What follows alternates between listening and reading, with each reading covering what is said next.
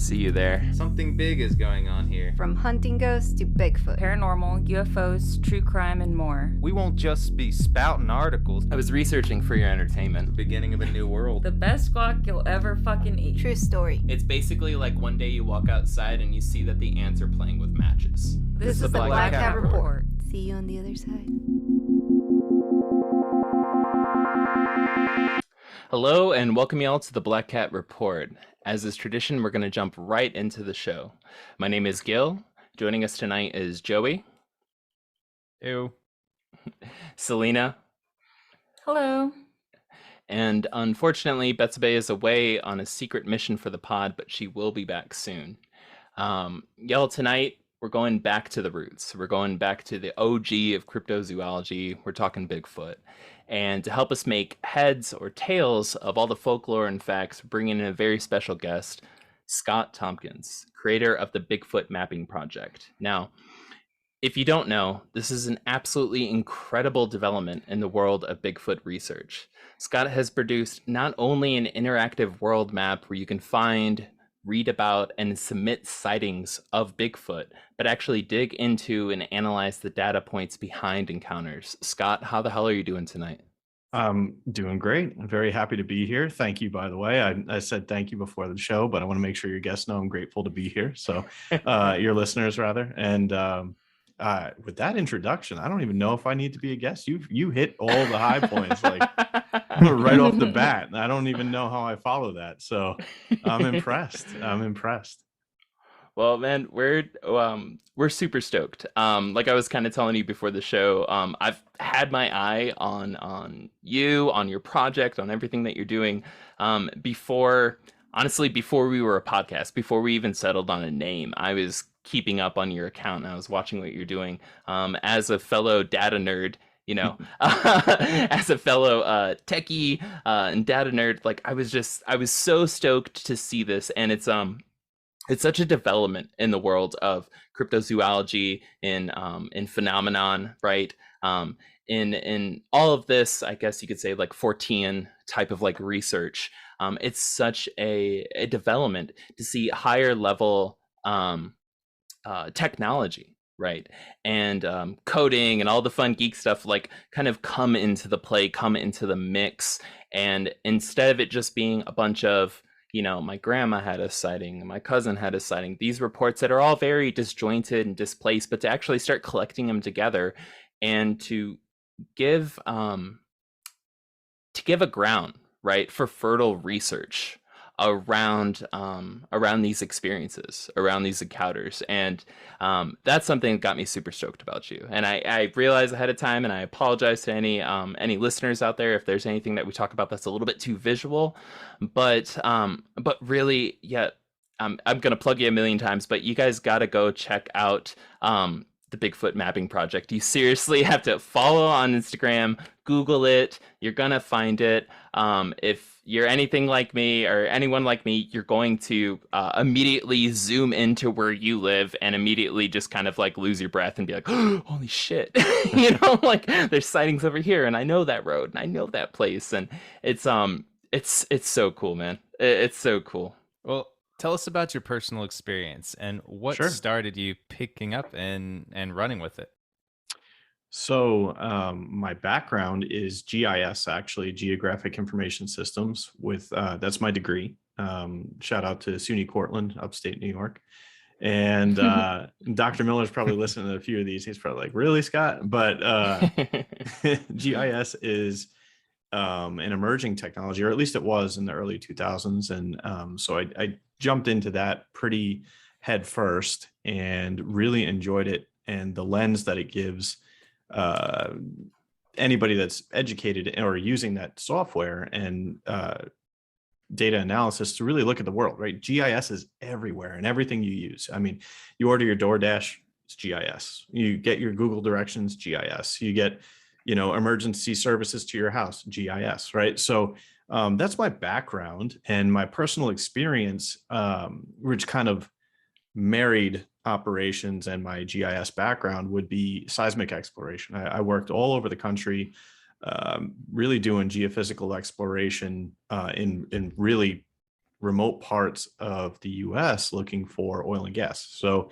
I worked in West Virginia, I worked in Louisiana, Pennsylvania, Oklahoma, Texas, and I did map jobs all over the US. And actually now I map jobs all over the world, and I do some data management, and that's what I'm focused on now: data management and cloud data, et cetera, data science and data analysis. So while I was out in the field, I started to talk to people because we had to get permission to cross their property and do their testing. So I talked to all the landowners out there, big ranchers, farmers, people that had hunting property, all different types of people. And one of the things that was an undercurrent through our conversations, once you get to know people, was, oh, you don't want to go there in that part of the property. I saw Bigfoot there. Like, you don't want to go there. Like, it's dangerous, Or they would tell you stories about, because I'm also a hunter, right? I love to hunt and be outdoors. You probably see behind me all my, I get one room in the house to have dead stuff, and it's dead. That's it. So you see it behind me. But so when I'm talking to these people, I would talk about hunting and learn about their properties and really get to know them, because I lived out on these prospects, right, for years.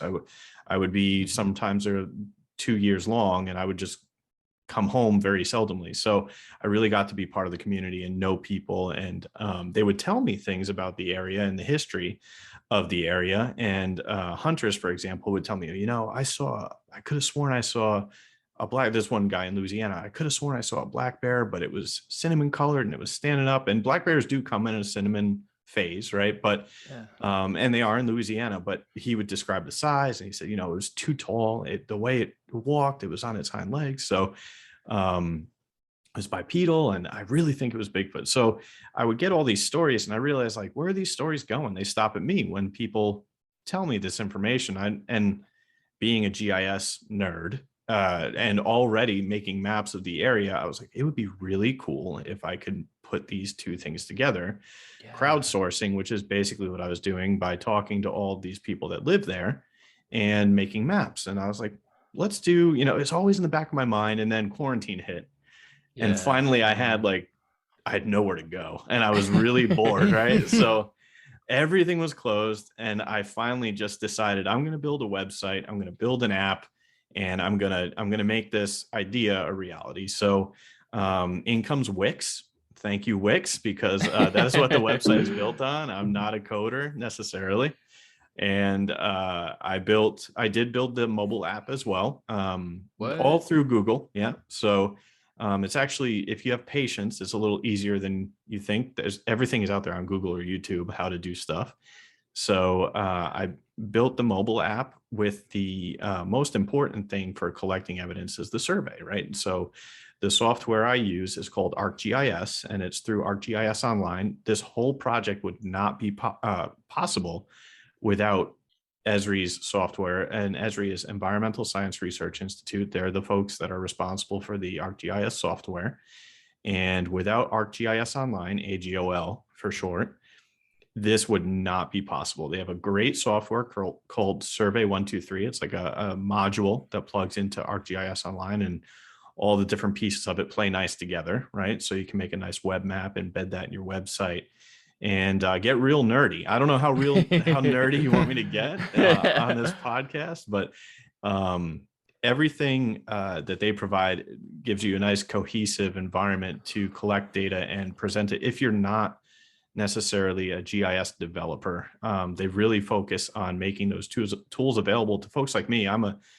I would consider myself a GIS super user, right? I know the software inside and out. I know datums and projections and how to work with GIS data, but I'm not necessarily a coder. So they brought that stuff to the surface and made it available for folks like me to do stuff like this. So that's the a little bit about my background. Sorry if it's a bit long-winded, but that's the story that leads up to the Bigfoot Mapping Project. Yes. No. And like, to kind of hop in here with I'm going to give them so many times, but another shout out, bigfootmap.com. Like, if you're listening to this podcast, go hit up the website. You're going to understand so much more about what we're talking about. It's the second you start to see just the thousands and thousands of pins, every single one of them zoomable, clickable. You can sit there and read through the reports. You can see through the dates. You can get all this information about them. You're going to be hooked. Like, I'm just telling you right now, like, just if you're in a car, pull your car over, pull it up, Don't save do it while as you're a driving. tap. Yeah. If it's a red light, hey, the unofficially, yeah, whatever. But anyways, but like, it's seriously, it's insane. And you came about this so honestly, right? Like, at least that's what I'm picking up, is that, like, it wasn't like, hey, I was hiking in the Blue Ridge and da da da da da, and then all of a sudden, what the fuck is that? It wasn't anything like that. It was very much just like, just these what's the word I'm looking? These unsolicited reports start coming in, and they just start there. And I imagine, like, it seems like they started to play on your conscience, like, a little bit, where you're like, what is going on here? You start to realize when people are telling you, and you're not necessarily trying to pry it out of them, that this is something that they want to share. At least part of creating this project was realizing that there are so many reports out there that just don't go anywhere necessarily in terms of being able to be documented and analyzed, that it made sense to build, like, the survey, for example. You're a self-described data geek, right? So 100%. Yeah. The survey is a big part of, you'll agree, standardizing data is the only way you can really truly analyze it, because you have clean attributes, right? So yes, what is the height field, what is the date, what is the location, etc., down the line, all these attributes you want to collect. And in an anecdotal story, which, while it's valuable and it's interesting, it's hard to analyze that when it's not parsed into like attributes that are discrete, right? So that was part of understanding how data works and knowing how we can analyze it, tying a location to this anecdote, the story that goes along with the sighting is valuable. But tying those attributes to location along with that story, now we can start to build patterns. We can start to look at trends. We can start to pull out, okay, where are all the footprints in the US found, right? Let's look where all the footprints are. Or let's look at where was Bigfoot sighted with young? Or what time of year was it? You can start to really dig into that data, where if it's buried in a paragraph, it's nice, it's interesting, but it's hard to really go beneath the surface, right? So that's what we're trying to do with this, is create a data science focused database with clean data, and really dig beneath the surface and start to provide insights, right? So, like you mentioned, my website, the Instagram is where I publish a lot of the maps that I make with this data. So I try to take it a step beyond just putting it in the web map. For people to explore the web map and report their sightings is very valuable, but bringing insights and showing people what we can do with their reports and the GIS data and all of the available environmental data, like precipitation summaries and elevation data and karst data, et cetera, all the way down the line, environmental science data, wildlife corridors, the list goes on. I could probably, if you let me, I could take up the whole podcast going over this stuff. So yes, no, I mean, so something that you learn very early on, at least in my opinion, with like with working with data is data is it's only as good as the questions you ask it, right? Well, what do we say? We say garbage in, garbage out, right? That's a common phrase, right? Exactly. And so if you know that you have a quality set of data that you're looking at, that you're analyzing, that you're processing, it really is kind of just, what do you want to know? Like I have clients, my own, like working in like digital marketing and SEO. I have clients that, what do we do for this? What do we do for that? And I'm just like, what do you want? Mhm. It really comes down to what are your key points that you're trying to analyze. That's what we ask the data. And like once you're really kind of like processing it, it is a process of asking it, which is so important with something with a topic that's like Bigfoot, where there's been so much speculation and so much thought, and there's so many black holes and loopholes and questions and stuff around things like Bigfoot sightings for so long. But with the right set of data, you know what questions you can ask, right? You know where there's questions where it's just like, this is stupid. This is da da da. This is that or the other. This is so unlikely. But you actually have a solid set to be like, okay, but this theory, this belief, this XYZ actually there could be answers found in the data. Right. You can test those theories. Like, does this hypothesis hold water? Right. People say, Bigfoot doesn't live near humans, and it's like, well, that's not what the data says. Like, 50% of the sightings are within the city limits of major cities. Or you can test a lot of different hypotheses. Like, I did a map where I overlaid black bear habitat and range over the Bigfoot sightings at the time that I had in the database. And there is a big correlation, but then you can see an area where there are theoretically no bears, or at least not a population big enough to be measured. And it's like, all right, then what are people seeing here? Right. It's easy to explain away. Oh, you just saw a bear. There's, I think, something like 30,000 black bears in Washington state alone. Right. So it's easy for people to say, oh, you saw a bear, you saw a moose, an elk, something.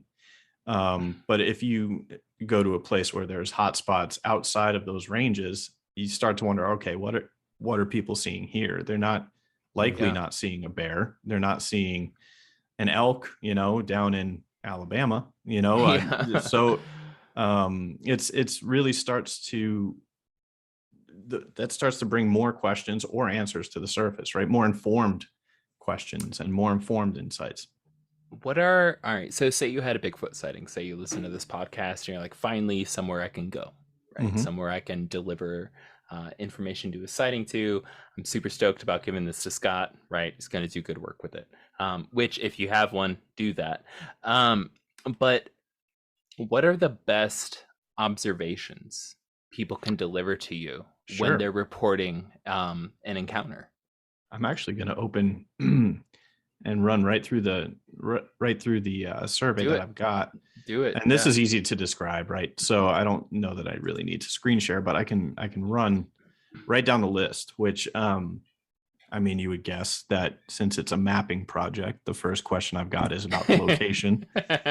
So makes sense. That's key, though. If you can't tie any of this information to a location and provide context around it, you can't build a fabric of information and context and insight without a location, right? So and a good close location, as approximate as you can get, if you can get we call it ortho referencing. Like if you're referencing the aerial photo to garner a boundary or a location, that's what we're doing here in the form. You can zoom in and you can either grab your GPS location from your phone and then navigate, or you can zoom in, pinch and zoom on your phone. It also works on the website, and just move that pin to as close as possible to where you had that experience, right? Either you found a footprint, heard something, or you had a visual sighting. So that's the first one.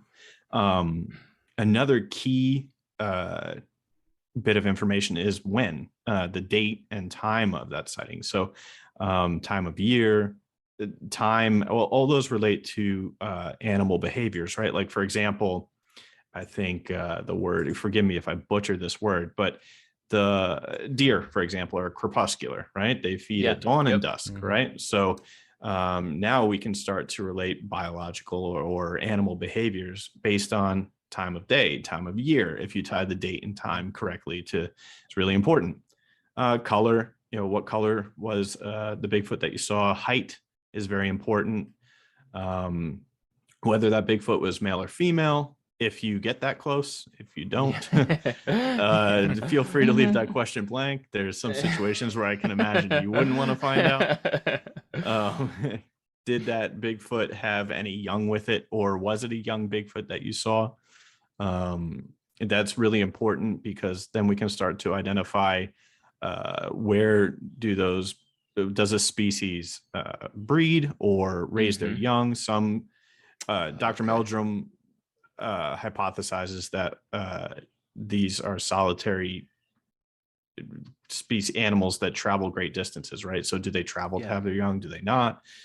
Those types of insights. And then we capture some behavior, right? Was there a vocalization? Yes or no?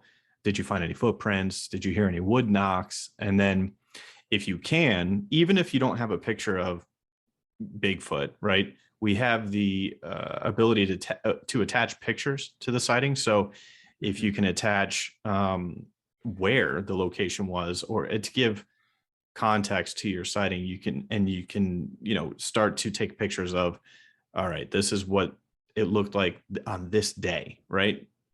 I'm out here. Here's exactly what it looked like when I had this experience. If you're able to take pictures, if you're not, no big deal. But that really does provide valuable information, because you can see, what kind of foliage there was, was there snow on the ground, was there not, et cetera, right? Actually, I should add temperature now. I'm thinking about that. What was the temperature? There we go. That'd be a good one. Audio or video files, you can do the same thing. So if you record like a vocalization, I just added this feature actually. I thought that was so really now cool. we can capture video and audio, and that'll be accessible when you click on the map as well. You can listen to things that people attach. And then I've got a bunch of fields that are about 1,000 characters each, where you can really describe your encounter if I don't capture it in those yes no fields. So you can really tell your experience as well. That's a big part of it, is understanding people's experience, but pulling out and capturing those discrete analytical points is really a big help, which is why the form is structured the way it is. And then at the end of it, I just capture email, so I know if I need to follow up with someone, I can email them and say, hey, the location you submitted is set to the default location in the middle of the globe. I'm pretty sure you didn't see Bigfoot in the Sahara. Can you send me a screenshot? I'll update the location. Or if I have questions about what they've submitted, I'll follow up. But that email does not go anywhere else. Gotcha. And then there's a disclaimer. So if people put stuff, submit things they shouldn't be, or they're vulgar or whatever, that'll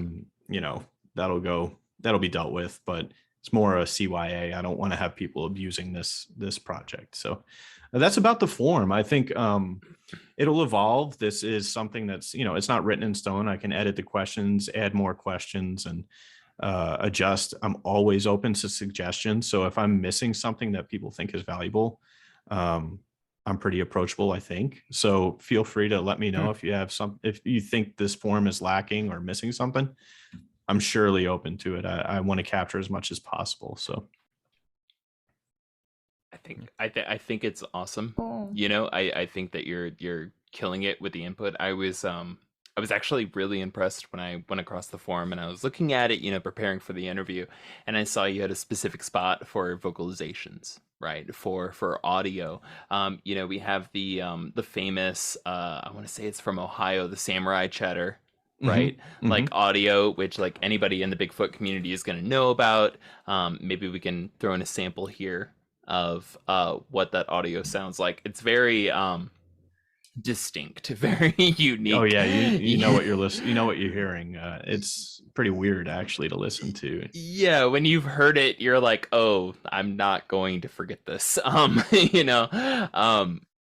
walking through the woods. I'm with my friends. I'm on a hike, and I see something, right? I see what I'm assuming the best I can at the time is a Bigfoot. Mm-hmm. What are the observations I should be keeping in mind? Well, first off, it's like where, right? Where did you see it exactly? So try to remember trail what marker, like things a like landmark or something that's recognizable that you can focus on and come back to, right? Like, that. because in the moment, I'll go back to something I had something that was quite unexplained when I was hunting in Texas recently, last year in October. It was difficult to keep my head, so it's easy to give advice and say, oh yeah, just pick out a landmark when you're freaking out and keep your head. But if you think about it and you run through it, in practice, you'll be able to stay calm in a situation like that. But yeah, the first thing is pick like a landmark that's recognizable or a feature that's stands out to you, so you can always refer back to it. And then like notice, go to the creature, of course, and try to observe what you can once you've tied it to a physical location. All right, how tall is it? What is it doing? What are the features of it? I think I said, what color is it? All of those things that you would want to understand about an animal that you're observing and capture, right? So that and then we ran through the form. The best thing to do, I would say, is like write it down after as soon after you have this experience. So you're not trying to recall all the time. If you put it down, it's there. It's fresh. Right after you have this experience, if you have the ability to write it down, and then you won't have to think so hard the next time. It's all there, fresh and captured. And it really does help to put it down on paper. That's what I did when I guess I've alluded to it twice, but in October, I'll jump into my experience if you guys would like to hear it. Yeah. I mean, we've been pretty dry, so I've been pretty dry about this stuff in data. Not everybody loves to hear it, but I'm here for it. So in October last year, like I said, I like to hunt, and I was out bow hunting near Sealy, Texas, and I hadn't seen anything all night, not even a raccoon or anything, nothing, not a squirrel, bird, nada. And I got up after a little while after it was too dark to shoot, right? I walked out. I didn't use a flashlight. It was, if the moon is out, you're able to see the pathway well enough where you can walk out. It's a river bottom property, and that there's a pasture that borders with a barbed wire fence in between. So I was walking with the barbed wire fence on my left after I had walked out of the river bottom, and just quietly walking, because you never know what you're going to encounter on your way out. And I don't want to spook deer or alert them that I'm there. So I looked off to my left, and there was like a shadow figure type blob right on the ground, and it looked like there's big hogs here in Texas. So I just figured, oh, this is a big hog. I'll let it be. It's kind of just going to go on its way. It doesn't know I'm here. I won't bother it. I just have my bow, and it looks like it's 300 pounds, right? There's no way. Not trying to shoot that with a bow. Yeah, no way. No. And I wouldn't want to risk that. So I stood there for a second, just kind of, giving it its space, and then it stood up. It stood up, right? And the bush it was behind was at like its navel. So I literally said out loud, I was like, whoa, when it stood up. That's all I could say. Oh my God. I mean, I just told you, like, oh, stay calm, pick a landmark. Yeah, no, that all went out the window. Honestly. Yep. So I don't fault anybody if I've been there. I was terrified, because whether it was Bigfoot or a giant person, at that moment it was equally as dangerous, and it was confusing, like, what's happening here. So I just stood there, and I was like, whoa. And when I said that, I don't know if it knew I was there or not, but it squatted back down, like behind, like, maybe he didn't see me. And I stood there like for what felt like a few minutes, probably 10 seconds, honestly. And in the strongest voice I could muster, I literally was like, I see you. That Because Oh I my didn't God. know. I didn't know what was happening. I was like, literally, Such like, an honest response. I was like, love I it. see you. And it stood Oh my back God. up, and I mean, it was, I could see it's Whoa. cupped, like, like its hands like this, right? Yeah. Giant shoulders, and I just put myself out of focus, but giant shoulders, like no neck. It looked like it had just everything you hear people say. Like, I hate that I'm repeating it because I wish I had more detail, right? Like, it was just dark enough where you couldn't, like, it was just a figure, right? So do I really know if it was a Bigfoot? No, but it terrified me either way. I'll admit that. Like, if this was a person, it was a giant person. That this area that I hunt is 11,000 acres. Okay. It's not I don't own it. It's not I lease it. Right. So I lease 200 acres of it, but the surrounding areas, there's no houses. There's no anything. It's sparse and dark, and there was no car parked anywhere. I would have heard this person come in. I would have seen them. So I was like, okay, number one, that thing snuck up on me. Number two, it's big. It was big. Initially I thought it was a 300-pound hog. So when it stood up, those proportions, the weight stayed the same, but it was proportioned as a large person or Bigfoot. And it was just intimidating. So I said, I see you.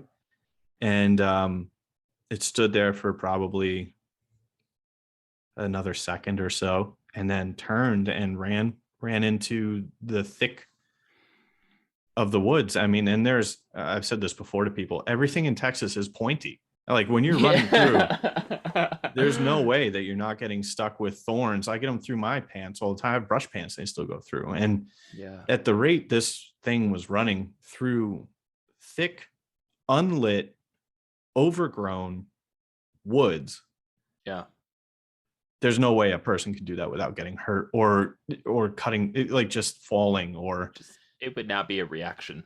No, this was, and it was about 30 yards away, and my truck was about 30 yards away. So it was one of those, like, well, I hope he doesn't run towards me, because I have nowhere to go. There's an open pasture or run back into a dark river bottom. It did not seem like a good situation, but so that's I guess when you're asking people, what should they do? It's like, it's hard. It's hard for me to give advice and not feel hypocritical, because I did none of that. I really tried, but I did write it down. That's why I said that. So, but yeah, I did not, I wasn't like, what color is that? Never crossed my mind. I was like, this is dangerous. I'm in danger. So, and I mean, to be fair, it could have just been pooping, and like it was just squatting down pooping. Well, in that case, like man,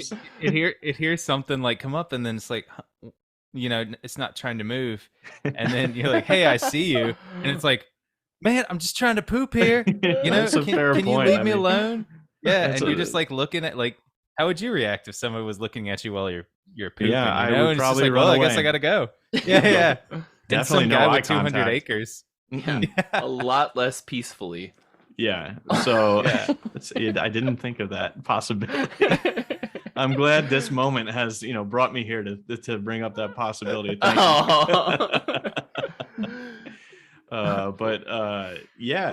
We're here to help ease traumas. That's right, what we're here right. to do. We just devolve. it's funny how some conversations just naturally devolve, right? Oh no. But so it's hard to describe that to people, and like, yeah, sure, the Bigfoot guy mapping project had something unexplainable, like literally a few months after website went live. What a coincidence, but I'll tell you, I wish I could have got more details, right? Because it is certainly unexplainable. Would I claim it's 100% a Bigfoot? I can't, but it is certainly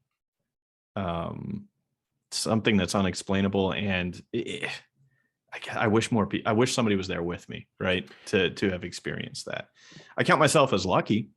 Yes. A, that it wasn't a crazy serial killer person out there, and B, that if it was a Bigfoot, that I got to see it. So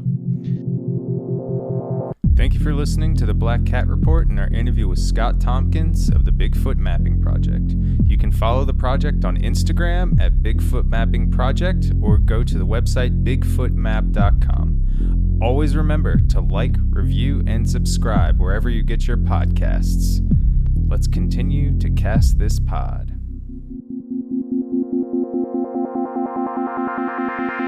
There's something with like with sightings, right? So when like at least in my opinion, like with the human mind, when you have a sighting or an experience with something that just kind of let me just say like doesn't fit the index of what's expected, right?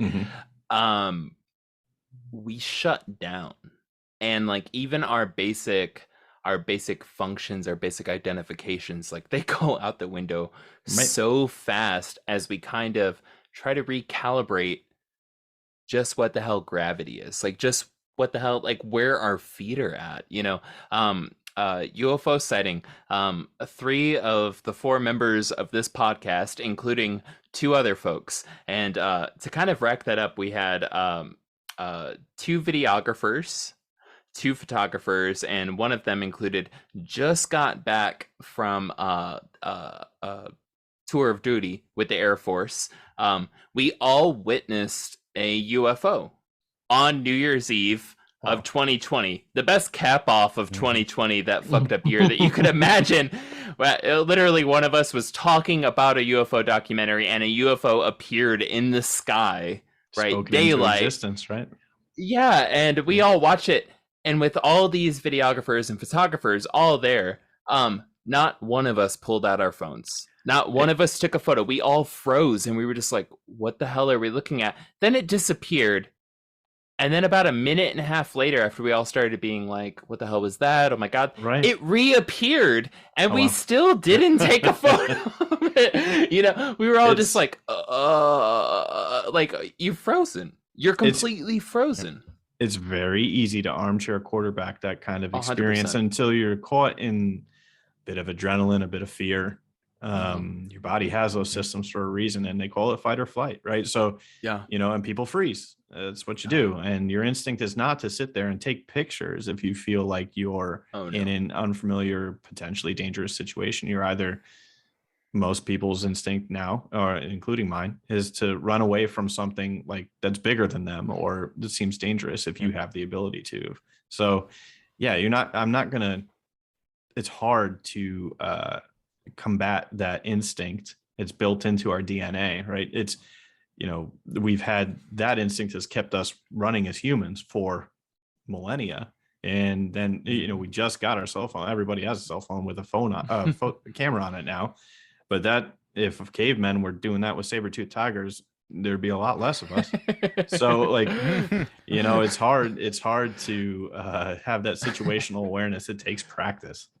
And, that's, like I said, I'm a hunter. I've been in the wilderness, and I froze. I 100%. The only thing I could think to say was, I see you. Like I was a 5-year-old playing hide and seek.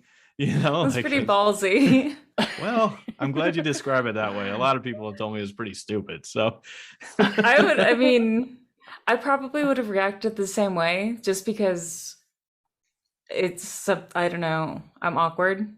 Oh yeah. And I would probably be like, hey, I see you. Like, what are you doing? Are you going to kill me or not? Like, let's get this over with. Like, please don't hide. You're making it way creepier than it should be. Same. I'm a pretty awkward person, if you can't tell. I mean, I love to stay behind the maps and the data.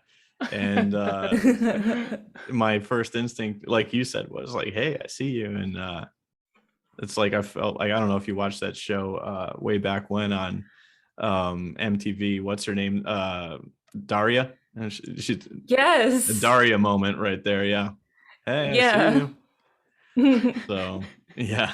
I mean, to legitimize that, like, it's way less scary when you're like, oh, I see you. And like, if someone's trying to hide from you and they're stalking you, like they feel like they can get much more of a jump on you. So I feel like if you're seeing something and they're stalking you and you're like, hey, I see you, you know, if it's a serial killer or something like that, you're pretty much like, hey, you're not gonna jump I'm up on me. ready. You might I'm as well ready go. for you. Yeah, Yeah. yeah, it's gonna be a fight. And from like listening to a lot of serial killers, they didn't really want fights. You know, they just wanted to kill quick, or you know, get rid of them quick or catch them quick. So it's like, hey, I'm ready. Like, you're gonna have a hard time catching me. Either I'm gonna A, run, or A, I'm ready to fight, you know. So you've kind of got the jump on them. So like it's a super valid way to deal with it. Yeah, I mean, and if it were a Bigfoot, right, they like to observe on that.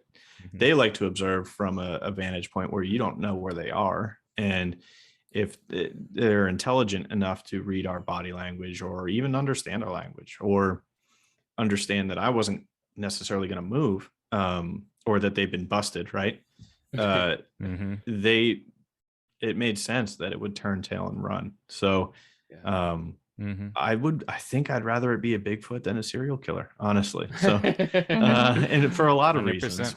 But yeah, so sorry to go down that rabbit trail, but I thought it was worth sharing No. because I don't want to be hypocritical when I'm telling people, you know, stay calm, observe, pick No. a feature, you know, remember every detail. When I sure as heck didn't do that, right? I couldn't do that. So Yeah, and I don't want to sit here and on my throne of lies and tell everyone and to be perfect, right? I kind of asked that question not because I don't expect folks to go into shock, right? Mhm. Honestly, these questions are for folks that haven't had experiences, right? Right. So if you're sitting at home, you're at work, you're wherever you're listening to this, internalize some of these valued points of information and kind of take them in, so that if you are hiking this weekend, right, if you're on a road trip out to go camping this weekend, if you're in a situation where there is a higher than usual likelihood, which we will get into, chance of encountering a Bigfoot, right, have some of these things in mind. So when you do go back and you do write these things down in your journal, or on that, you know, receipt tape that you have from the store just before you left with all of your groceries and stuff for this trip, but whatever you're doing, keep some of these notes in mind, you know, and no fault if you don't collect this info, but if you can prepare yourself, this is what's useful if you're going to be dropping information about a sighting, right? This is some of the fruit that goes with it. All of it's going to be useful, but some of it is really going to be the cherry on top of like helping with a mapping project, with getting this information out there with studying it. And the more that we become let me say desensitized to expectations, the more that we can observe at the point of encounters. That's my feelings on it. It's Yeah, my that's 2 a cents. great point. I think, yeah, you touched on a great point there, where if you can keep your head in the moment, you are less likely to introduce bias into your experience, right? So the more level-headed you can stay, the more observant you are, the less bias you're going to have by trying to explain what you saw when you can just recall what you saw. So yeah, it's hard to do. That's why, you know, eyewitnesses are notoriously unreliable. You ask, you know, 5 people that saw the same thing happen, you're going to get 5 different stories, right? So Yeah. it's hard to do, to be a very good observer, but the good news is you can get better with practice. And the more you practice, the less you're going to give into that shock or that initial fear or that instinct to freeze, because now you've got a plan, right? You've got a way to react that you've gone through and might be fresh in your mind. So yeah, I try to follow that advice. I still freeze when I see a big buck. I'm like, oh man, I should pull up my rifle, but you know, by the time I think about that, it's gone. So yeah, it's hard to do. It is hard to do. What is your theory on which branch of the evolutionary tree these animals, creatures, beings come from? And do you think they're related to Yeti? That's a really good question. I do think there are subspecies of what we would call as Bigfoot, right? Which occurs normally through nature anyway, right? So we've got a good example would be like chimpanzees. We've got bonobos and chimpanzees, and their behaviors are different. We've got different types of gorillas and primates, etc. Even other species, birds, for example, different finches evolve depending on their environment. It's like so. To get back to answering your question, I think that yes, they are all subspecies of, for lack of a better term, Bigfoot. And I do think a Yeti, for example, would be related to Bigfoot here in North America. And I did a map that called the primate zone, and I analyzed the latitudes by which primates occur in the globe. So you can see that North America, for example, is really the only continent without a primate, a recognized primate above Central America, right, on the continent. But it is very possible for primate species to occur. So on the evolutionary tree, I would say I think they're closer to humans. I really do, because the level of intelligence and the ability for, although chimpanzees are extremely intelligent, I would say that the ability for Bigfoot to elude our technology and outsmart people, for lack of a better description, they've got to have really exceedingly larger brains than like a chimpanzee. They've got to be closer to humans because they're so evidently smart, so adaptable, and they just understand so much about their environment to remain elusive like that. I really think, I'm not an anthropologist or anything like that, but so I can't throw a Latin term at you, and I wouldn't pretend Yeah, to. no, you're fine. But I think they're very, very close to humans, like just so close that That makes sense. It's the only way I can rectify it and understand it myself, because if you're out there in a place where chimpanzees or apes occur, that they're obviously there. They make themselves obvious, right? Or at least you can find them pretty easily. So something to be, either the population is so low or they're that intelligent that they can avoid us like they have forever. It's got to be something close to a human. Got to be. I will 100% say that you know more about Bigfoot, literally running the Bigfoot Mapping Project, than I do. So you know, I'll venture to say most of our listeners, you know, so like it kind of pulls back to like, you read a lot more of this than we do, right? So your speculation in my mind, it means more. It doesn't mean that it couldn't be more right or more this or more that, but it does mean that it's more founded in, God, I've reread that same thing 27 times. You know, right? And I've seen examples of things like I get to talk. I'm lucky enough to get to speak to people that are prominent in the fact that they have voices and platforms where they get a lot of evidence submitted, or they get to speak to a lot of people, and I get to hear their opinions and kind of integrate that through osmosis, really, into my perspective. So my opinion is really always evolving. I don't have an agenda with the Bigfoot Mapping Project other than collecting enough information to where I can really form an opinion based on the data. Like you were saying earlier, the data tells you. So Yes. I'm not coming into this trying to tell people where to put reports or what to say in the reports. I really am very curious to see, out of a genuine curiosity, what the data points us towards. And based on the reports I read, I can hopefully in the future ask or answer Selena's question much better than I did before.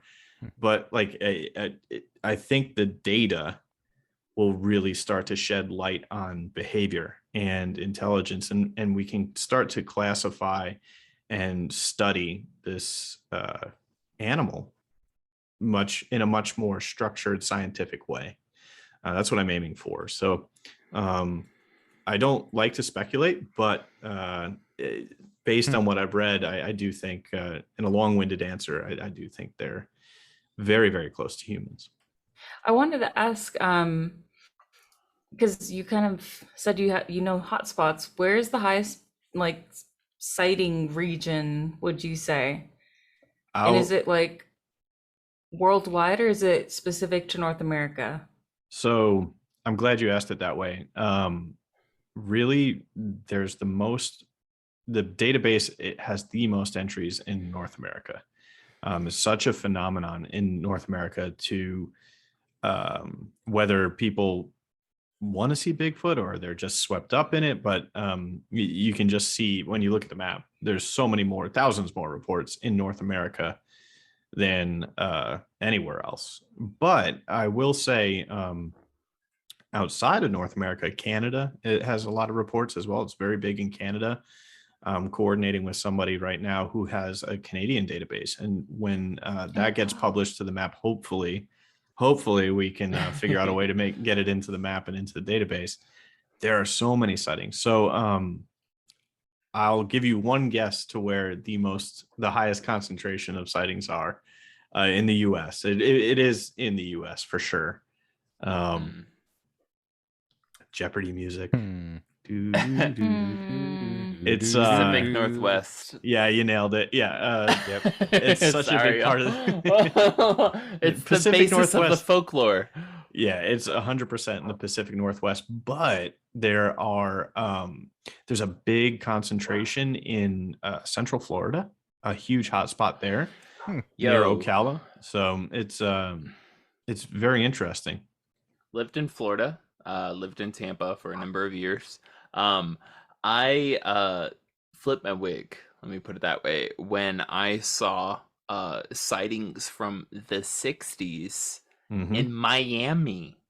Yeah, well, What? Miami wasn't always as built up as it is. Totally, totally. And if Mhm. anybody out there, if you are, Scott, a Marx Brothers fan, like from film footage, Florida used to be so rural. It used to just be mosquitoes and every now and then some lumber for some houses. Like it was nothing. And and that was so recent. Like it was so Yeah. recent. Miami's very recently built up, right? And but relatively. But like I think if I recall correctly, 1965, there was a sighting in Miami. Mhm. It's insane. It's absolutely insane to me. Where Wow. I was just, no doubt on it, just like what the fuck. Yeah, Like- there's some counterintuitive, like there's stuff. I'm glad you bring it up.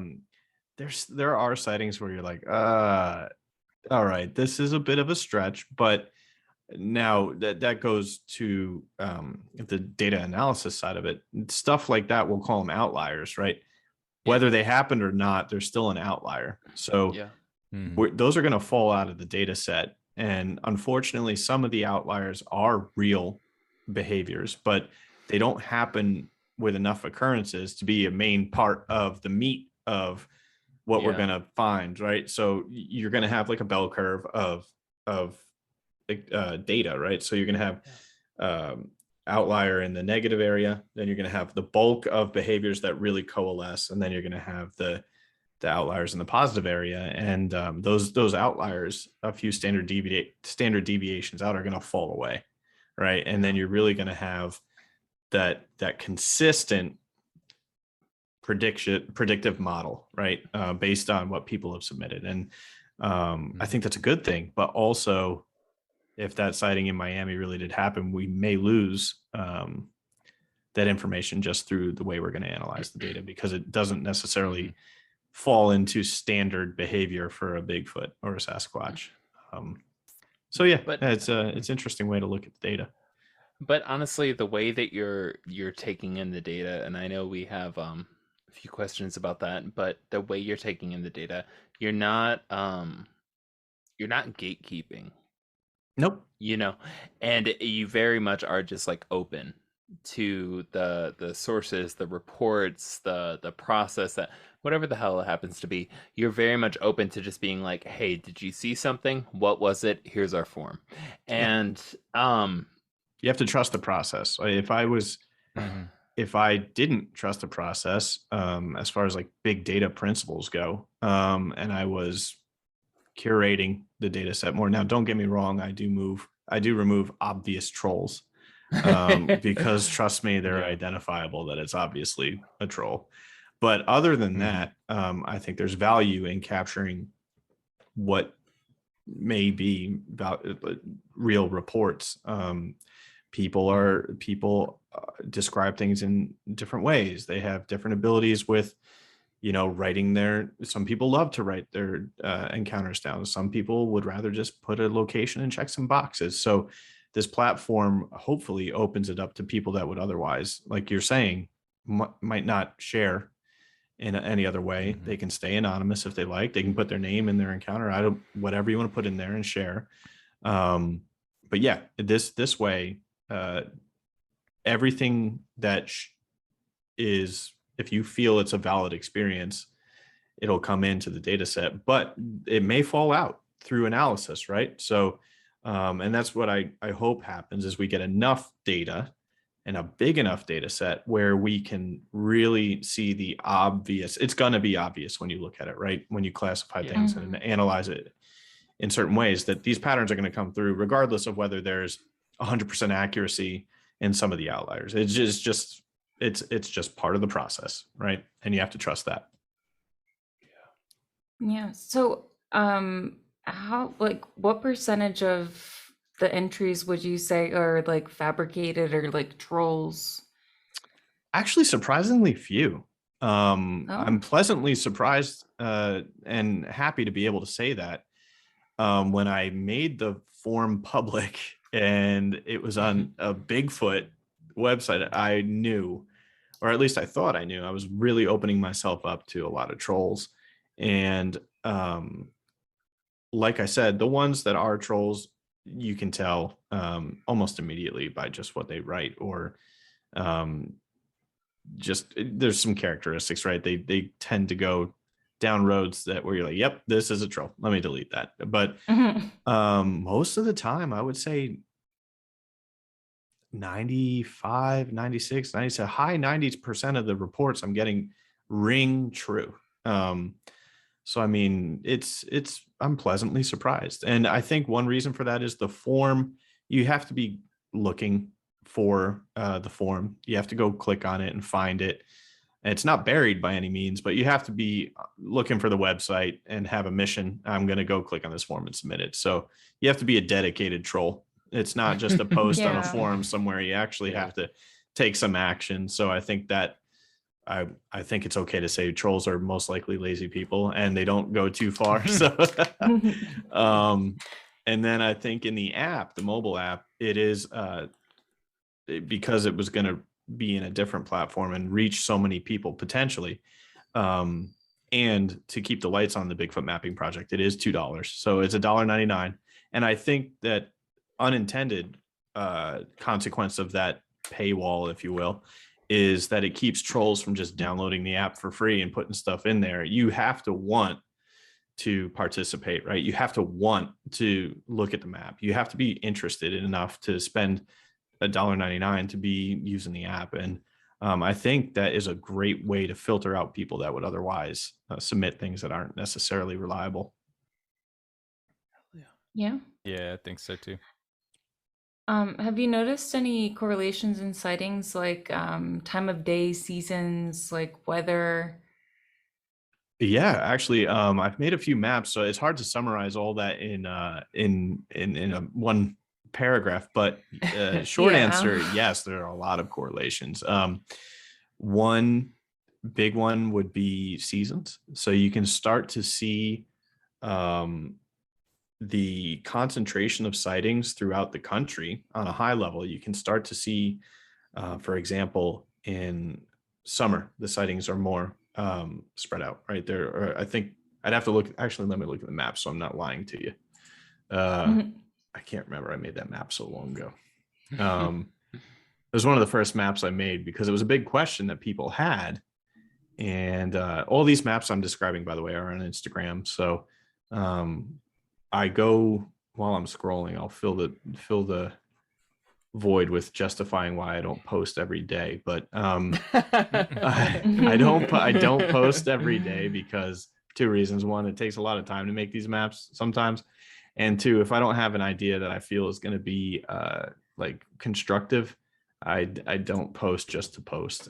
I think it's more valuable to post infrequently and have something to say than just post for volume. So Y'all, that's Instagram Bigfoot Mapping Project. One word. Go follow it right now while you're waiting for more content from this podcast. Seriously. oh man, it's almost like we It's planned fucking that. good. You got this. Seriously though, like it's good. Thank Do you. yourself a favor. Don't act like you vet everybody you follow. You don't. Go follow this account right now. You'll appreciate it later. So I'll say that. now that I'm looking at the map, I had it reversed. Winter, you can see that the populations and the sightings are more spread out. So it would make sense, like they got to forage more for food. They might need to go further to find that food, and resources are less available during the winter months. Yeah. Spring, you can start to see them come together, which would make sense, right? They've got likely it's when they start to reproduce, mate. And then summer, they're very concentrated, just like any other mammal, deer. That's when they raise their young.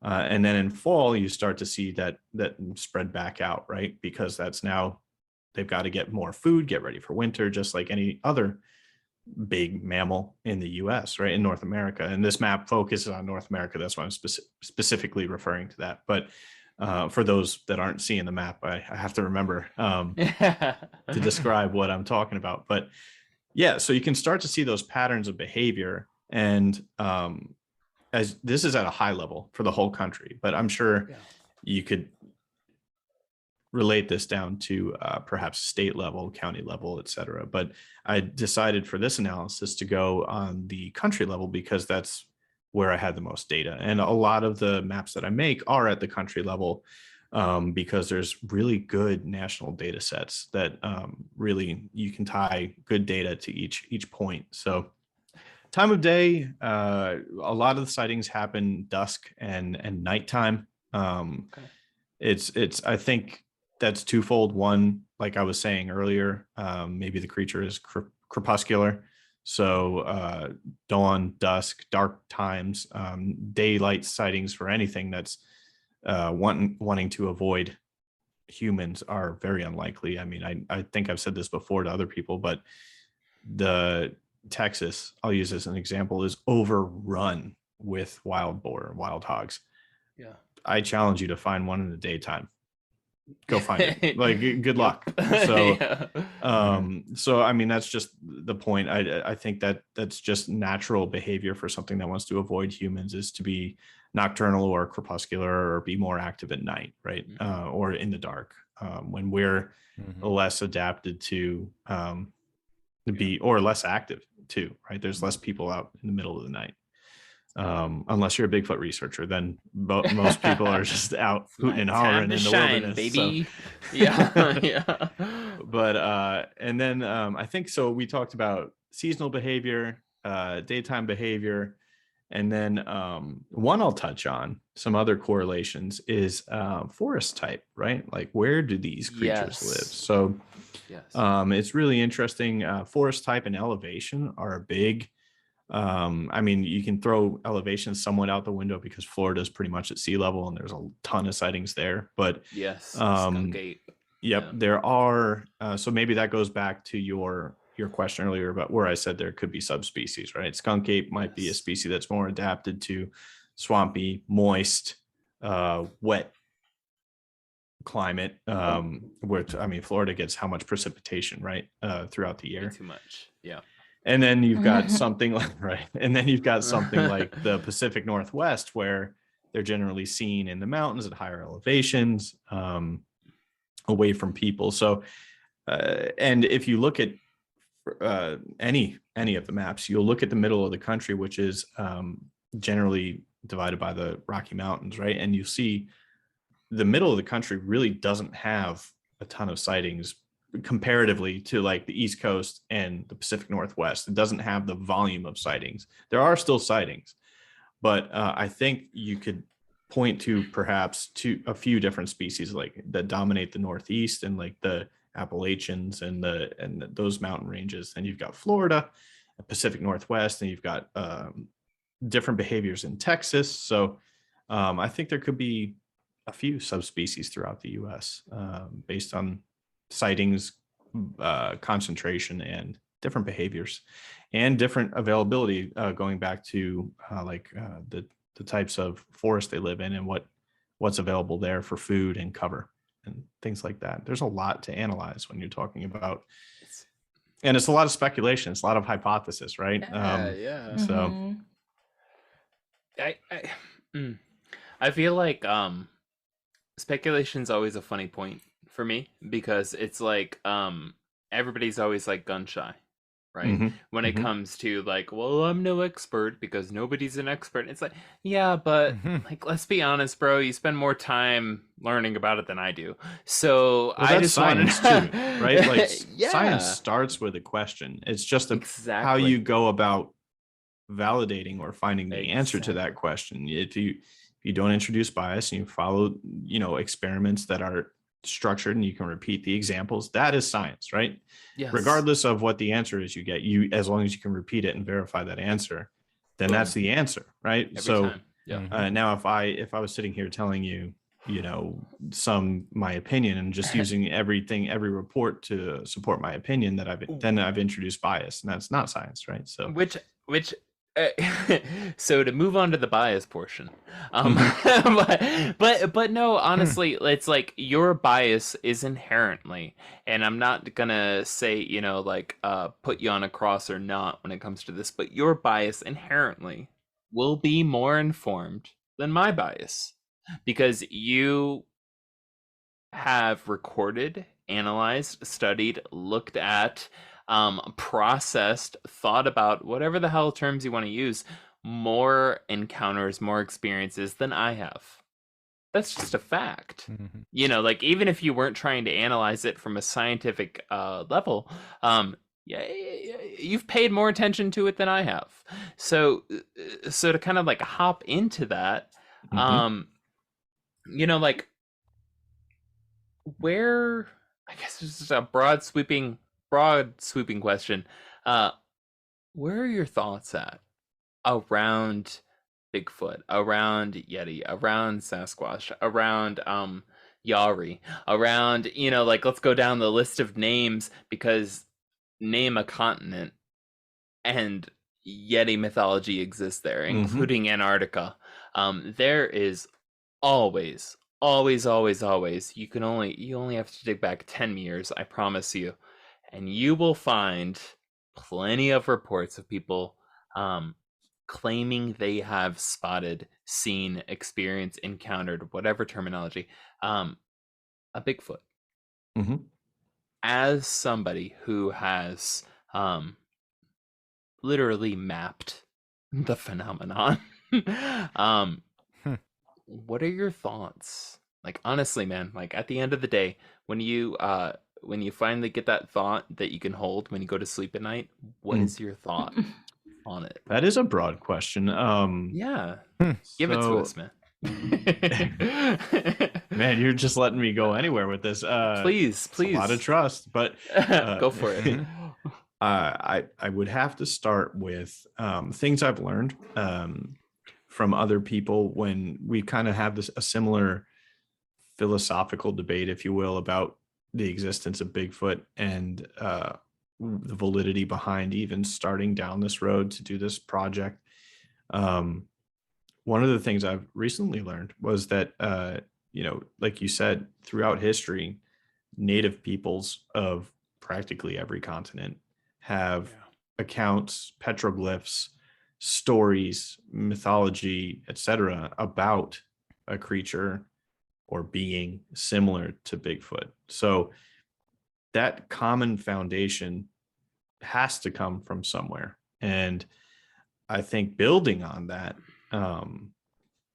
it kind of that reflects that undercurrent of that I described earlier, where I was talking to people that live throughout the continent and they're telling me their stories, right? So it's a nice parallel of history essentially repeating itself, right?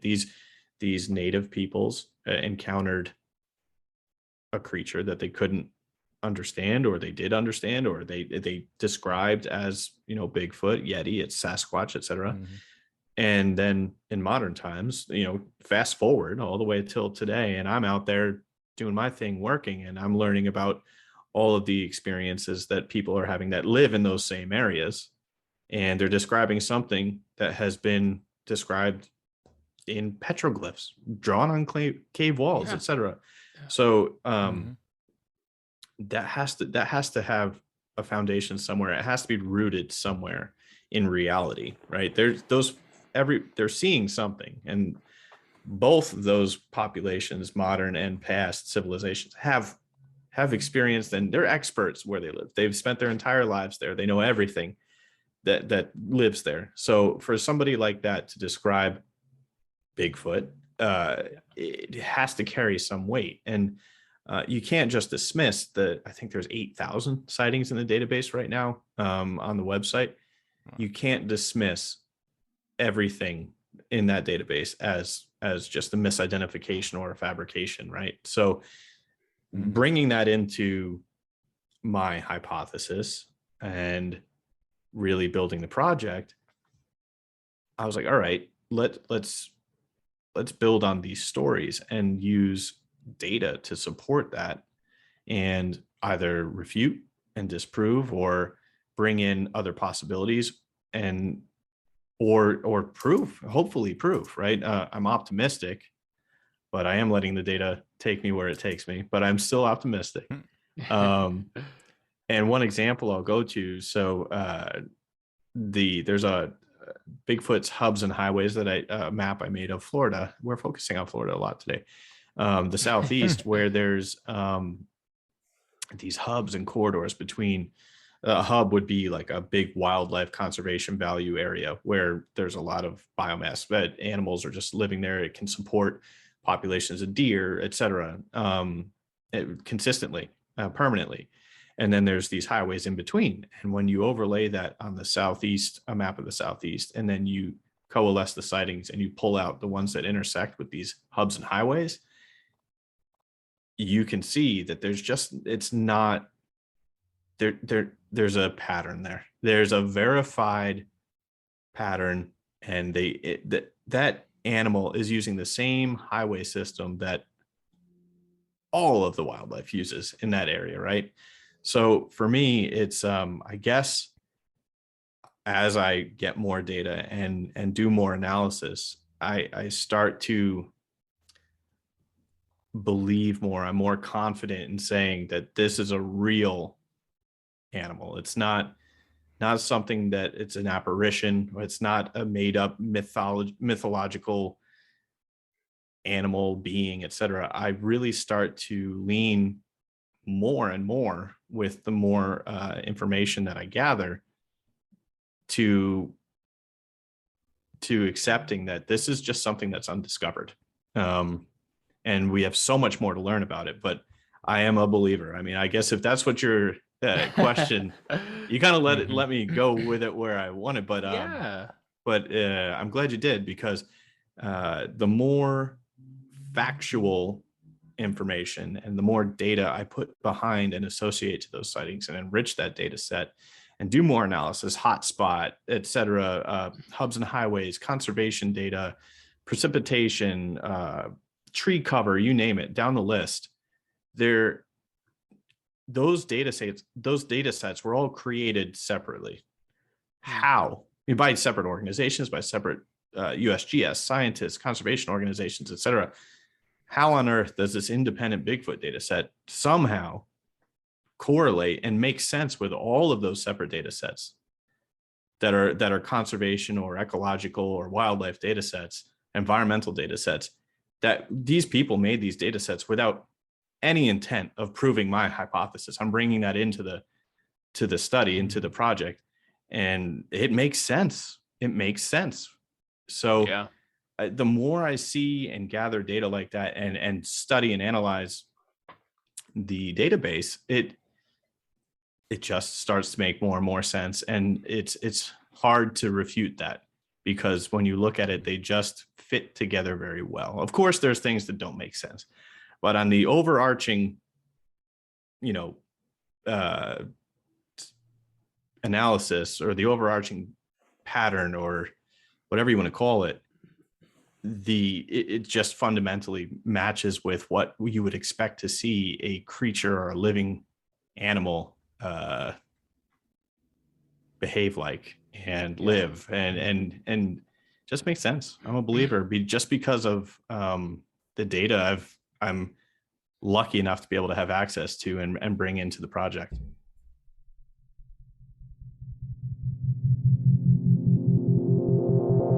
The Black Cat Report is sponsored by listeners like you, and we always love to hear your stories and ideas.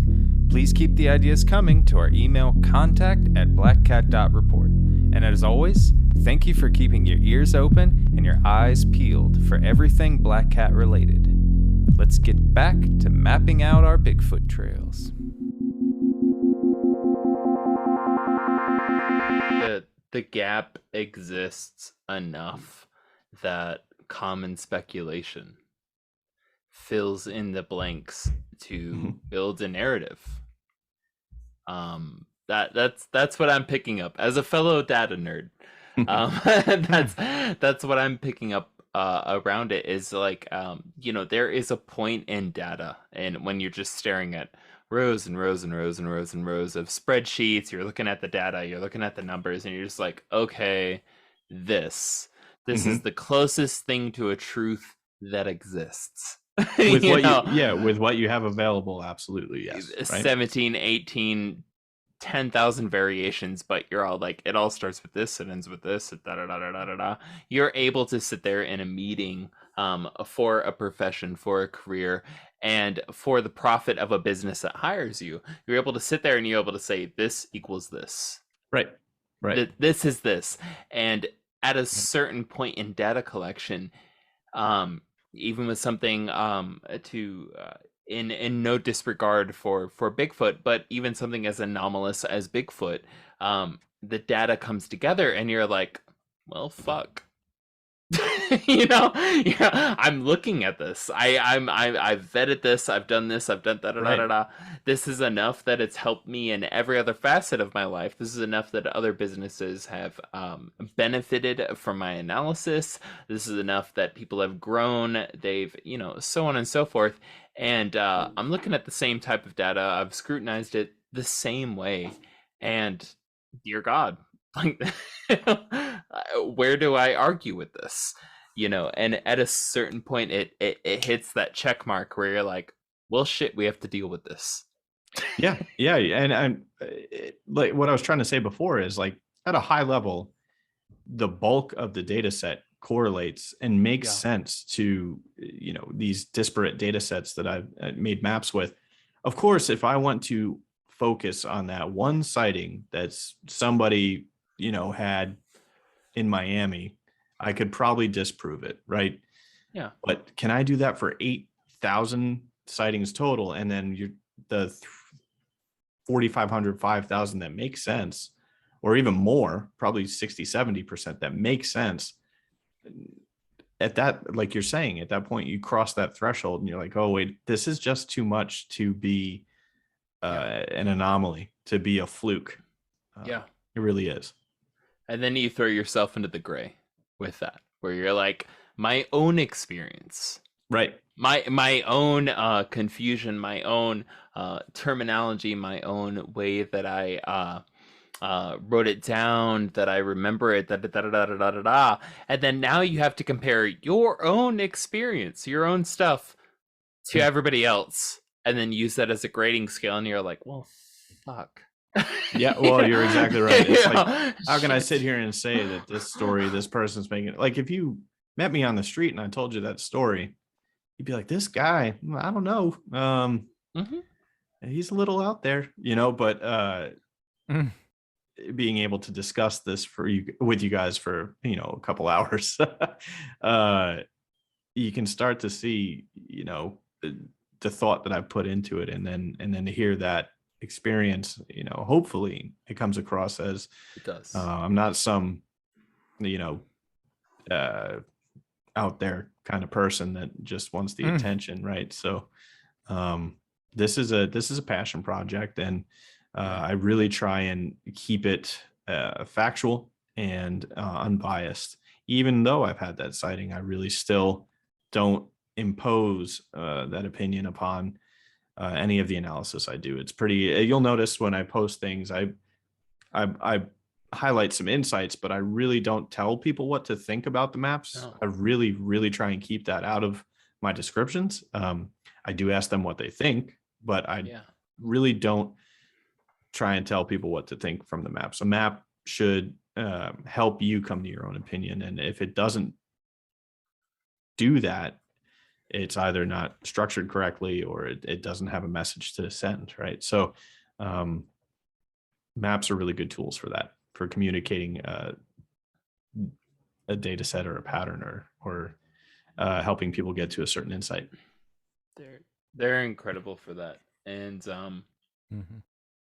you know, I'd like to think if anything, you know, there's the initial self-interest of like what happened in my neighborhood. You know, you're zooming in, you're zooming in, you're zooming in, you're finding streets you know the names of that you drive down every day, and so on and so forth. And then from there you start to zoom out. Right? Yeah, I've had You people start- plan their vacations using the app. I kid you not. That's awesome. They messaged me like, Yeah, man, that's cool. didn't think I'd ever go to such and such a place, but I spent a week there, and I'm like, that's kind of cool. Like, I never thought it would have that impact on Yeah. people's lives, where they're like, looked at your app and saw a cluster here, and you know, took a week off of work and just went and camped and loved it. I'm like, that is super cool. Glad you did that. Like, tell me all Mhm. about it. Like, so yeah, That's people so are cool. that's one thing I haven't touched on, and I'd be remiss if I didn't. Yeah. Please. The community of the people that consistently reach out and support the project. I've got to say, there's one guy in particular that is beyond supportive. His name is Victor Cassiano. I'll shout him out. All right. Huge supporter, really encouraging, great guy. And there's Hell so yeah. many other people that have been just encouraging. And you would have thought like it's easy to kind of criticize somebody doing a project like this, but overwhelming support, overwhelming interest, even at work. I work in most people at the organization I work for have they're like geophysicists, they're PhDs, they're master's level educated, and you would think that they'd be pretty skeptical and pretty like they wouldn't really accept what's going on in, you know, my for my hobby. And they're also very interested. They look at it from That's an so analytical point of view. They're very supportive from the technology side. So I think there's a little bit of something for everybody, and hopefully it encourages people to get out and explore. And Yes. the more people that are out, even if it's a byproduct, the more people that are out exploring, the more chances there are for more sightings and to gather more data. So selfishly, I hope people are encouraged to explore, because maybe I could benefit from, you know, a few reports if more people get out there. So, you know, Lord forbid they go out and have a good time. or yeah, I mean, Yeah. there's no harm in that either. Get out. This might encourage people to go to the state park that's down the road that they never even knew was there, right? Like, Holy shit. so I've discovered a lot of new places that I never would have thought, just by virtue of looking at the newest reports or talking to people. There's a lot of interesting places in the US that I never, like flyover country, right? Like that's just Yeah. it's not a place with a lot of notoriety for whatever reason. But when you get down to that level, and I do more analysis than what I post, but like, if I start to zoom around an area, read about the history of how long has a state park been there, or how many people live in that county, et cetera, I really start to get a good picture of what's going on. And I'm like, man, that's a new place I want to visit. I just want to go van life 100% and do Bigfoot all the time, because it seems like it would be a great life to go explore and really investigate these new reports, right? And go verify and ground truth them, and just say, yeah, okay, this is what happened here. It happened a day ago or 2 days ago. let's go see what we can find. It would be a fun life, right? Too bad bills exist. God Yeah. damn mean, those bills. honestly, that You Ruin know? everything. sounds like it would be a great TV show to do that. To Oh yeah, like they'd have to literally on find. the ground, you know. I don't know how I'd feel in front of a camera. They might have to find somebody. I'll happily advise. So I guess let's go a little farther on this, right? Oh So boy. Okay. let's see how far we can go on this.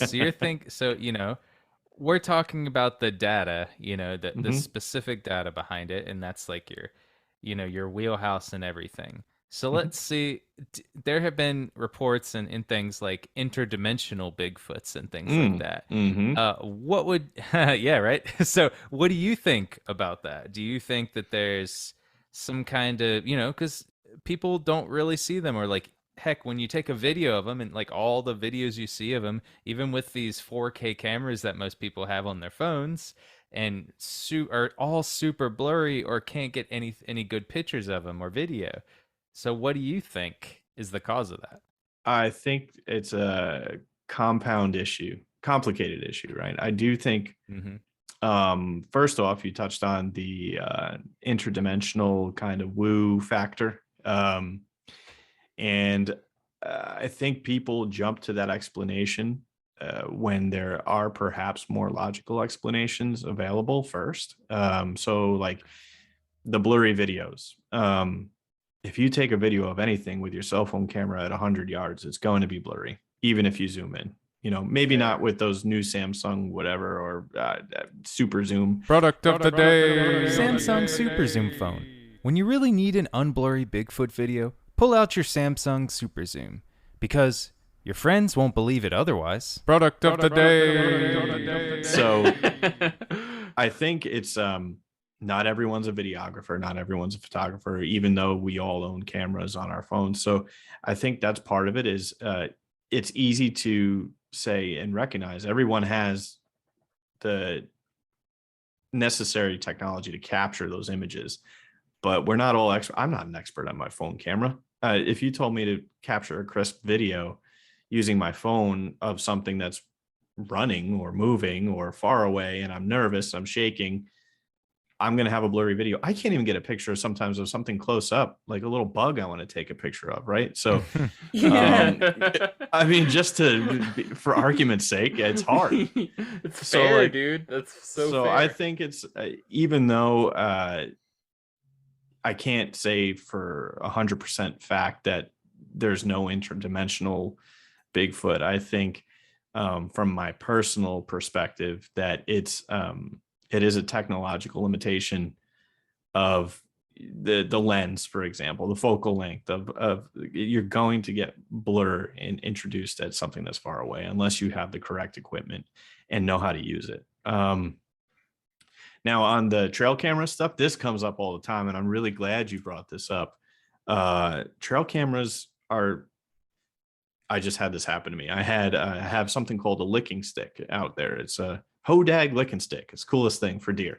And it's a little coil spring that you put in the ground, and it attracts. You can inventory the bucks out there or the deer that come by and lick the tree and rub on it. I had something break that tree in half, right? Likely a buck coming and just twisting it correct way. I have a trail camera 20 feet away. It should have caught it. Nothing was captured. So were my settings correct on my trail camera? My sensitivity was set to low, so it could have been there. What's my trigger speed? People always talk about trail cameras and why haven't we captured an image of a Bigfoot on a trail camera? They're everywhere. Well, trail cameras are only as far as the hunter wants to walk in and put them. They're only, you know what I mean? They're only they're only active as long as the batteries are alive. Then you've got the settings. Then you've got, I mean, animals are smart enough to recognize something that is human made. So I've had deer see a camera, nice deer too. I wish they would come back, but I've had them spot a game cam once, and that's the only time I've ever seen that deer. Never again. So they pattern us just like we are trying to pattern them. So I think I'm really happy to be able to talk about trail cameras because yes, there's thousands out there, but they're just not, what's the word? They're just not everywhere. They're just not, they don't Yes. cover everywhere. There's angles they cover. They don't always take pictures. They're not reliable. It's yes, we have way more trail cameras, way more possibility of capturing something, but they're not ubiquitous and they're not infallible. Just like your cell phone cameras. So I think those two factors really influence people's opinions to lean towards more of a woo factor when there are very logical technological limitations that or failing equipment or equipment that's not set up correctly. It matters how you set up your trail camera, whether you get a trigger or not. So if you can't pick up my opinion, I'm skeptical of the woo factor. I like to approach the study of Bigfoot from known creatures and capabilities of animals and characteristics. And if the data starts to go that way, and there's factual reports and evidence that lends, sure, I'll start to accept that because that's what the data will tell me. But right now, I don't really see that as a valid explanation for the observations people are having. And I'm trying to be as polite as possible because people can I certainly believe what you want to believe. I have no interest in deflating somebody's beliefs or refuting them. But from my own personal perspective, based on everything I've experienced and read and mapped and studied and analyzed, I think there are explanations that are closer to reality and logical than jumping straight to that immediately. So I think that's a safe way and an honest way to answer that question, right? Well, Scott, holy shit, you've delivered more tonight than I could have expected, and I have great. I'm happy to hear that. Dude, I have obsessively studied, as a fellow data nerd, I've obsessively studied your website, your account, what you've been producing, and you have over-delivered on all of that. And I know, as a fellow data nerd, that's the best compliment you could get. I am honored. I do. If I have a chance, I would like to turn the mic around on the three of you really quickly. And ask if you've had any Bigfoot experiences or what you think about Bigfoot. We haven't touched on any of that from the three hosts who are asking me. So I'd love to hear your opinions. I don't have any experiences with Bigfoot, but I do believe that he is probably out there. Like there's just too many sightings, I think, for me to believe that it's not out there. And that's it. I'm happy to hear that. Hopefully part of your opinion has been influenced by this interview tonight. Yeah, definitely. With the map and everything, of course. Dude, I will say as a and I knew what I was getting into, like interviewing you, seeing your GIS data, like all of that other stuff. I knew you were a data nerd. I knew you were close to my heart. Like all of us data nerds, we stick together. That's because we don't have any other friends. That's just the way it is. It's 100% true. We all have Selena as a friend, and that is it. And but like I'm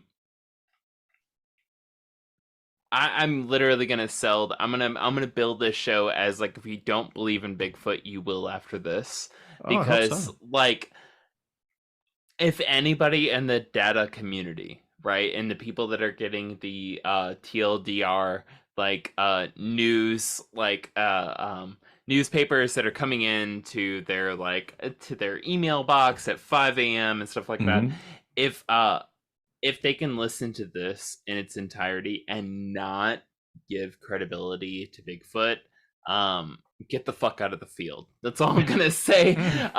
Because I give mad respect. GTFO. Yeah. And my feelings around Bigfoot, they go back to, and this goes back to my familial roots, right? To what I was raised to respect, and we didn't even touch on this. Goddamn. If you want to dig into the roots of Bigfoot, into the history and to the culture and stuff around it, let's talk about totem poles. Let's Hmm. talk about the Midwest and the Far West and the Pacific Northwest, where the Mhm. only quote unquote mythological creature on a 25-foot tall totem pole, or a totem pole, is Bigfoot. 25 feet tall. Every other animal on there, it's got a bear, you got an eagle, you got a salmon, you got a raccoon, and then all of a sudden you have Bigfoot. And it's the Hmm. only one on there that has any type of contention around it, right? Um, why? Why does one goddamn animal from a people who know the forest like primetime entertainment? What is one animal on there have a contention around it? Why is it up for grabs? Why is it a question? And I'm just gonna say, white people don't have the best history in North America. So I'm gonna throw Fair my point. favoritism. Yeah, totally my own bias, but I'm gonna throw my favoritism towards folks that live here, towards folks that know it, towards folks that know everything about it.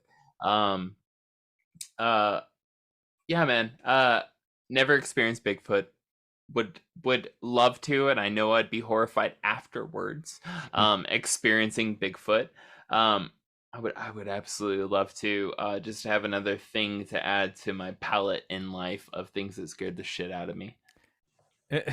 So personally, I think that it's just another species, of animal that we just don't see, that hides, away from us more, don't know if they're highly intelligent, but know that they're intelligent enough to stay away from humans that pretty much used to kill everything that they see. Probably has a huge background in dealing with it, because maybe in the beginnings, when since they are on totem poles, maybe they were a lot more around at that time.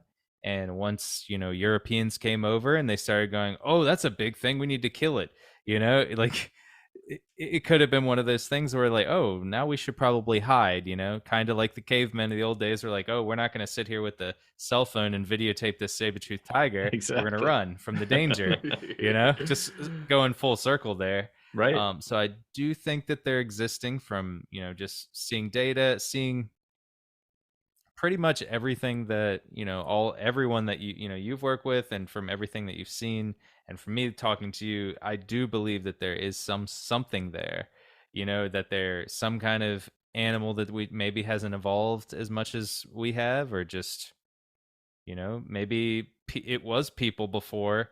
It was maybe a certain sect of people that just went into caves somewhere and just never came out for like thousands of years. Who knows? But there definitely is something there for me to see, for this. So I do believe in it, as well. Thank you so much for coming on and talking about your experience as well, because I know that's not always easy to talk about, especially because you're coming from the data side of it, Yeah, um, to be like, wow. it's hard to share that story, and because people are like, oh, it's an anecdotal story, but here I am talking about the value of facts, right, and attributes, etc., and the value of clean data. And so I think it's a good thing that that happened, because it kind of informs me what it's like to be on the other side of the project, and be understanding and realize how hard it is to talk about or report accurately, and I can react to that accordingly. So I would like to say thank you to all of you for having me and finding me and inviting me. It's a privilege to be here and a pleasure. So thank you. It's been a great conversation. And if I may, I'll plug the website Yes, a little please. bit and tell people where to find it. It's www.bigfootmap.com. And everything on the website and in the maps is available for free. It's certainly not it is a passion project. It's not out there to be like a disingenuous type of adventure or anything like that. It really is it's out there to further the subject. The app is called Bigfoot Map. all one word. It's on Android and iOS, and it is an interactive map where you can report your sightings. And I will say a little tool tip, if you will, about the app. One cool thing that you can't do on the website very well, but you can do in the app, is inject your GPS location into the app on the phone, so you can see yourself as a little blue dot on the map. It's a little crosshair icon. Check it out. A lot of people overlook that, so I think it's pretty cool, because then you can really reference where you are and what's going on around you. And I do want to say thank you to everyone that supported the project. And on a note to close, if you have any ideas or constructive criticism, please reach out and email me. My email is scott@bigfootmap.com, and I will always do my best to reply. I appreciate it very much.